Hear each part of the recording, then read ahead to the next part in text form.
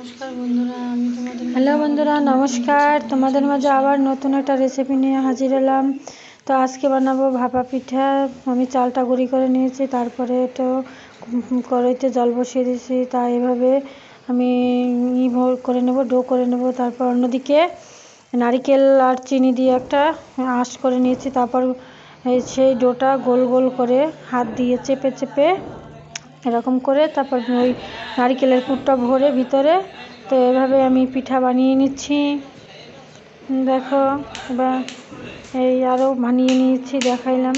তারপরে আমি দিয়ে দেব, পাতায় দিয়ে দিচ্ছি। পাতায়ও করা যায়।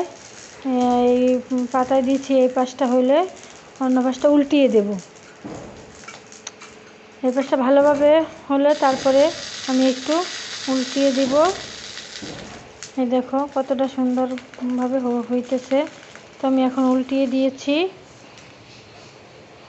এই তো কেমন হয়েছে বন্ধুরা আমাকে জানাবা, এবং তোমরা বাড়িতে এভাবে করে খেতে পারো।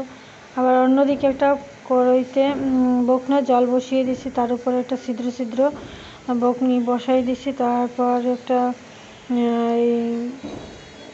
জালি ওটা দিয়ে দিছি। তারপর ওটার ভিতরে আমি পিঠা দিয়ে দিচ্ছি। হ্যাঁ, তারপর পিঠাগুলো ওটার ভিতরে দিয়ে আমি ভাপ দিয়ে দিছি। ভাপ দেওয়ার পরে আমি নামিয়ে নেব। নামিয়ে এই যে ভাপ দিয়ে দিছি, তারপরে আমি ভাপটা হয়ে গেলে পর নামিয়ে নেব। তো বন্ধুরা, এই আমার ভিডিও আজকের মতো শেষ। নমস্কার বন্ধুরা, ভালো লাগলে লাইক কমেন্ট শেয়ার অবশ্যই করবা।